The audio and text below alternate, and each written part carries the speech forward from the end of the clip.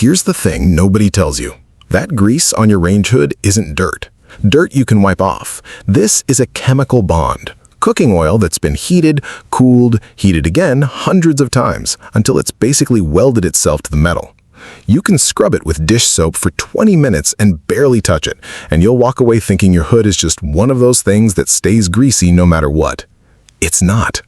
I've pulled hoods apart that hadn't been properly cleaned in 6 years, and underneath that gunk, the metal was fine. Perfect, actually. The problem was never the hood. The problem is everybody's using the wrong method at the wrong time with the wrong product. And grease loves that. Give me 20 minutes and I'll show you why your hood keeps beating you and the exact process that finally beats it back. Walk into almost any kitchen and look up. That range hood, whether it's a basic slide-out filter or one of those fancy ducted units, is doing more work than people give it credit for. And it's paying the price for it. Every time you sear a steak, fry an egg, roast vegetables with olive oil, that hood is pulling vaporized grease particles through its filter and across its housing. Most of that grease doesn't get vented outside the way people assume. A huge amount of it condenses right there on the metal, on the underside of the hood, on the filter mesh, on the little control buttons you touch every day. Here's what I see on almost every service call. The top of the hood looks fine, wiped down, maybe a little dusty, but flip up that filter or shine a flashlight underneath and it's a different world. A thick, amber to brown film that's tacky to the touch, sometimes almost rubbery. That's not grime, that's polymerized oil. And I'll get into exactly what that means in a minute. The reason most people don't catch this early is simple. It builds in a place they don't look. You're not staring up under your hood while you cook dinner. You're watching the pan. So the grease accumulates for weeks, sometimes months, in total silence. No smell at first, no visible drips. Then one day you notice the hood light seems dimmer, or there's a faint burning smell when the stove's been on a while. That's grease starting to actually smoke off the hot filter. And suddenly, it's a big problem instead of the small one it always was. I've worked in restaurant kitchens where hood cleaning is a legal requirement, inspected monthly, sometimes more. Home kitchens don't have that pressure, so the hood becomes the most neglected surface in the entire house. People clean counters daily, stovetops weekly, but the hood gets touched maybe twice a year, usually right before company comes over, and usually with whatever's under the sink. And here's the part that really gets missed. Grease doesn't stay put. It attracts dust, lint from clothes, cooking smoke particles, even airborne flour if you bake. All of that sticks to the tacky grease layer and builds a second layer on top of it, which is why a hood that just needs a wipe often turns into something that looks almost furry or gray, not just greasy. That combination, grease plus dust plus time, is what makes people think the hood is somehow damaged or permanently stained. It's not stained. It's layered, and layers can be undone if you know what you're actually dealing with. The other thing people miss is airflow loss. A grease-caked filter doesn't pull air the way it should, so your kitchen holds on to smoke and odor longer. Your hood motor works harder, and in some cases, I've seen this more than once, the motor burns out early because it's straining against a clogged filter for years. What looks like a cosmetic problem is quietly becoming a mechanical one. Let's get into the actual chemistry, because once you understand this, the whole cleaning approach makes sense, and you'll stop wasting time on stuff that doesn't work. Cooking oil, whether it's vegetable oil, olive oil, butter, bacon fat, whatever, is made of long fat molecules. When you heat oil on a stovetop, some of it vaporizes into tiny airborne droplets. That's the visible haze you sometimes see over a hot pan. Those droplets rise, hit the cooler metal surface of your hood, and condense back into a liquid film. Nothing unusual yet. That's just grease sitting on metal, and soap and water can handle that if you catch it fast. But here's what actually happens over time, and it's the part almost nobody explains right. Repeated heat exposure causes that oil film to oxidize and polymerize.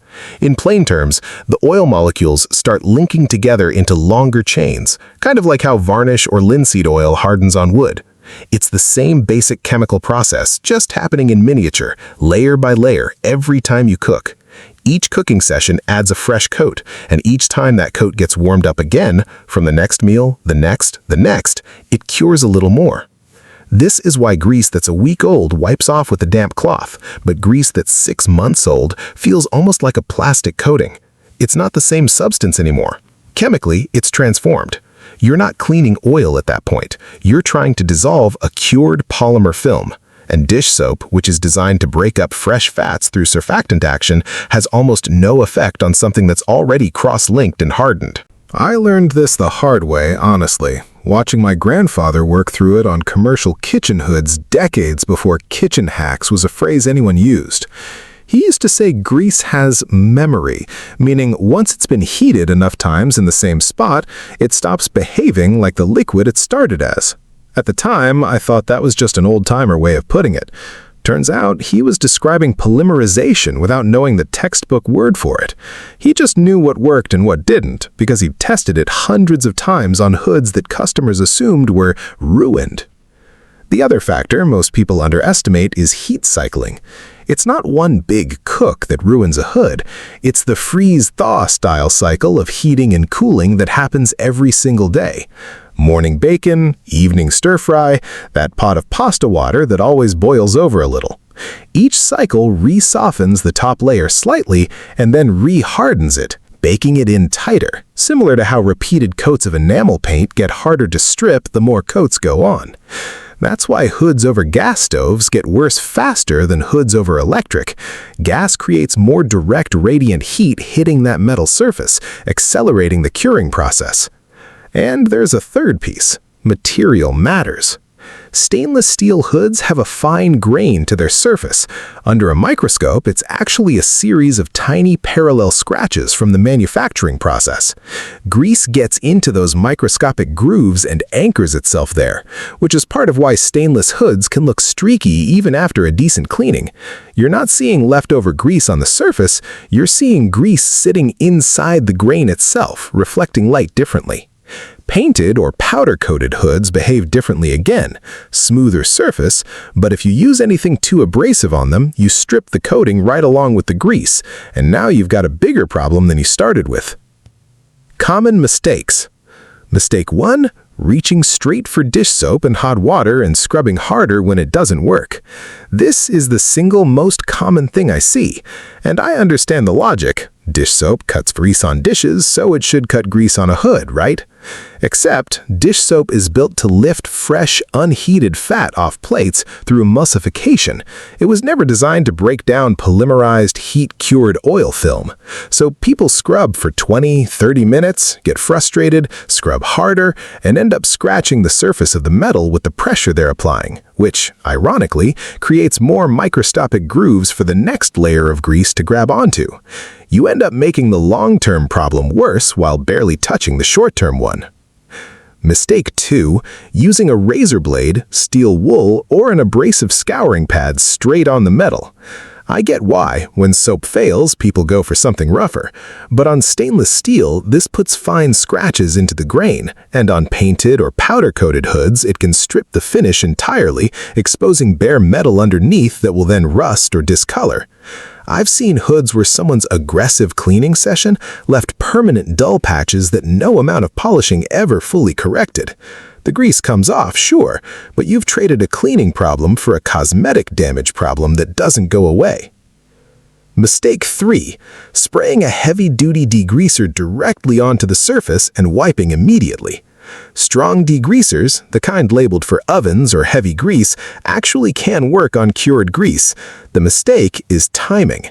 People spray and wipe within 30 seconds, which is roughly enough time to loosen the top later and smear the rest around, not break it down. Degreasers need dwell time to chemically penetrate a hardened film. I'll get into exact timing in the solution, and skipping that step is why people think their strong cleaner didn't work, when really they just didn't give it the time it needed to do the job it's designed for. A smaller but related mistake, mixing cleaning products, especially ammonia-based glass cleaners with bleach-based products, trying to boost the effect. That combination creates toxic fumes and has no business being tried in an enclosed kitchen. If a product needs help, the answer is better technique, not a chemical cocktail. But there's one step in the actual fix that people skip almost every single time, and it's the one that determines whether this whole job takes 20 minutes or 2 hours. I'll flag it clearly when we get there.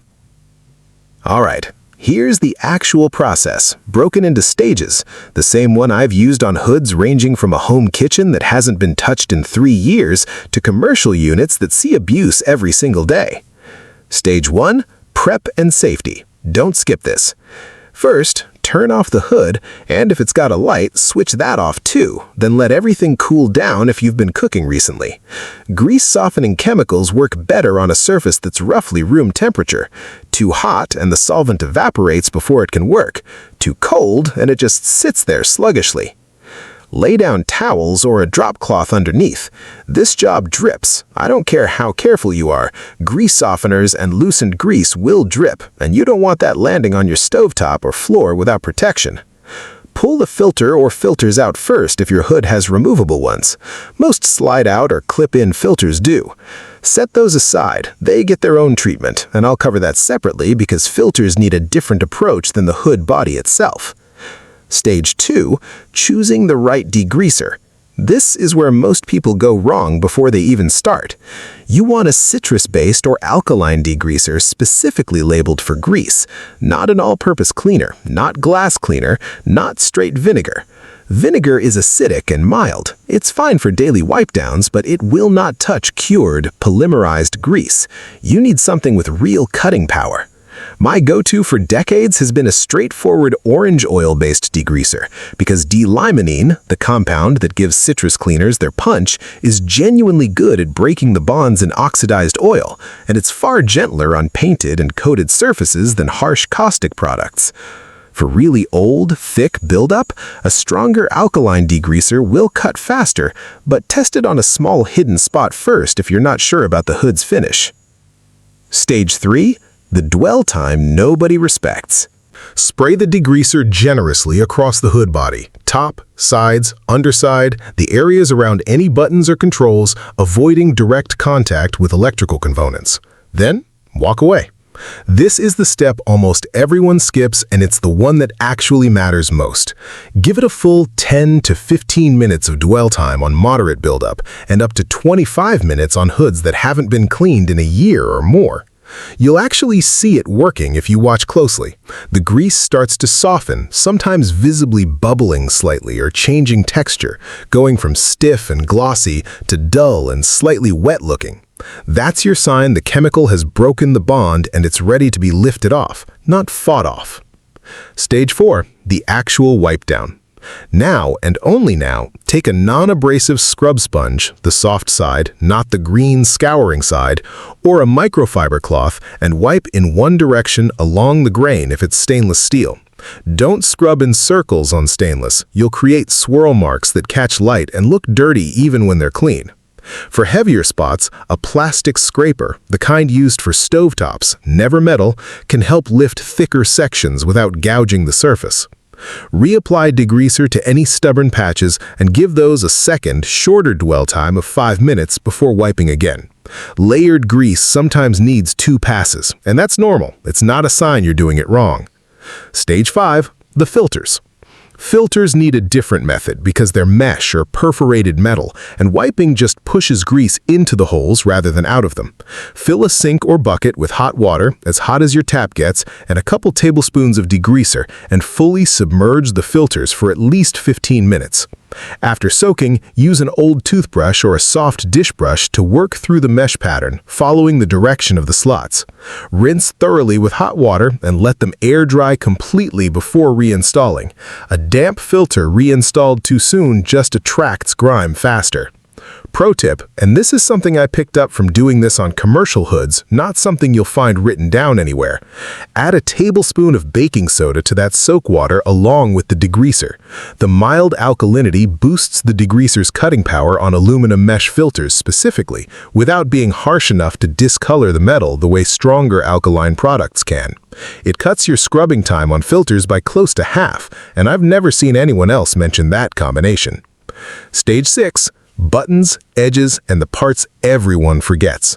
The control panel, the edges near the light housing, the underside lip where the hood meets the wall. These collect grease too, and they're usually the last thing anyone thinks to clean, so they end up the most neglected part of the whole unit.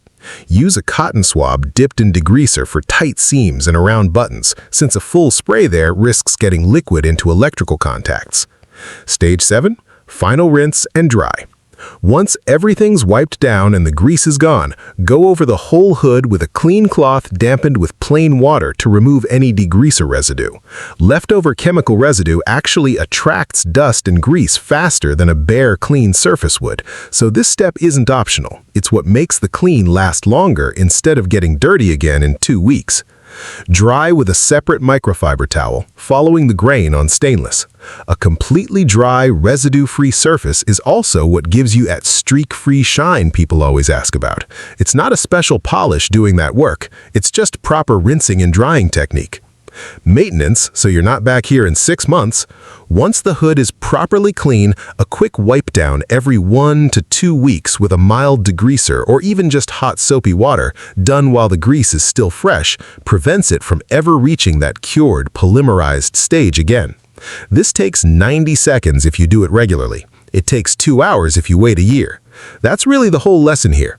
Grease is easy to manage early and genuinely difficult once it's had time to chemically change on you.